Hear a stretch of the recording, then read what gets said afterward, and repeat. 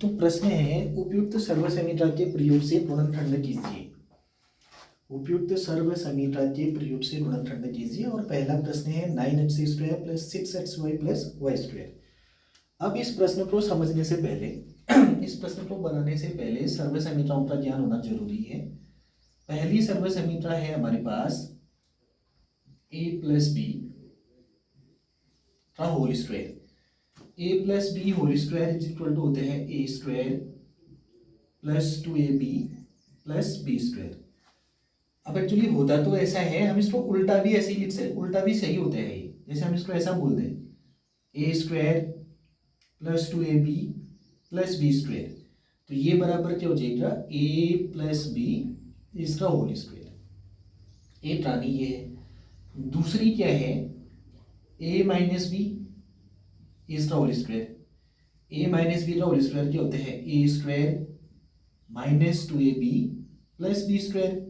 इसका उल्टा भी सही होता है a square minus 2ab plus b square, ये इक्वल टू हो जाएगा a माइनस बी का होल स्क्वायर।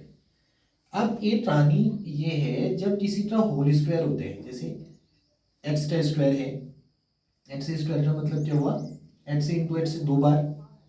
ऐसे अगर x प्लस 1 है और इसका होल स्क्वायर हो जाए तो ये बराबर क्या हो जाएगा x की जगह पे यहाँ पे x प्लस 1 आ जाएगा और ये जो x है वहां पर भी x प्लस 1 हो जाएगा। तो x प्लस 1 का whole square x plus 1 into x plus 1 होगा। ऐसे अगर ऐसा है x माइनस 1 है और इसका होल स्क्वायर है तो ये बराबर x माइनस 1 और x माइनस 1, ये भी दो बार आ जाएगा ऐसे। तो ये पहला जो है सर्व समीकरण है हमारी, ये दूसरी है। और जब ऐसा मिल जाते हैं तो उसको हम इस फॉर्म में लिख सकते हैं ऐसे। जैसे हमें ये मिला a प्लस बी इसका होल स्क्वायर मिला लास्ट में, तो हम उसको a plus b into a plus b दो बार कर सकते हैं। ऐसी a माइनस बी है इसका होल स्क्वायर आता है तो a माइनस बी और a माइनस बी हम इसे भी दो बार कर सकते हैं ऐसे। अब जब इतनी सारी चीजें हमारी समझ में आ जाती है, ये सारी चीजें समझ में आ जाती है तो फिर प्रश्न बड़ा आसान हो जाता है।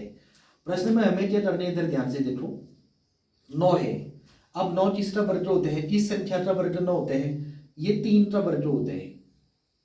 3 का वर्ग साथ में x का वर्ग दिए है ऐसे, इसको छोड़ देते हैं बीच वाले को ऐसे ऐसा लिख दो थोड़ी देर 6xy और y का स्क्वायर इसने दिया ही है तो हम इसको ऐसा लिख देते हैं। तो 9 हो गया 3 का स्क्वायर, x का स्क्वायर ये है तो 9 और x को एक साथ लिख लेते हैं, सॉरी 3 और x को, तो 3 और x का स्क्वायर ये हुआ और इधर y का दिया ही है हमें ऐसे। अब आते हैं बीच वाली संख्या में। जब हमारे पास a स्क्वायर और b स्क्वायर होते हैं तो हमें बीच में 2ab लिखने में कोई दिक्कत नहीं है। तो ऐसी a जो वहाँ a है यहाँ पे वो हमारे पास 3x है और जो यहाँ b है वो हमारे पास y स्क्वायर है। तो क्या बन जाएगा 2 तो कंपलसरी है, 2 तो लिखना ही लिखना है। उसके बाद जो a है वो 3x है, a की जगह 3x है और जो b है उसकी जगह क्या लिख देना है y। सब सरल करेंगे तो 3 गुना 6 है, ये 6xy 6xy y स्क्वायर। तो क्या बना a square plus 2ab plus b square. तो a square plus 2ab plus b square क्या होता है a प्लस बी का whole square. a plus b का होल स्क्वायर का मतलब a 3x है और b y है तो इसका होल स्क्वायर हो जाएगा ऐसे 3x प्लस वाई 3x का होल स्क्वायर का मतलब इस वाले फॉर्मूले में आ सकते हैं हम a प्लस बी का whole square equal to a plus b. तो a प्लस बी दो बार लिख देने हैं 3x धन y और 3x धन y, ये आंसर होगा।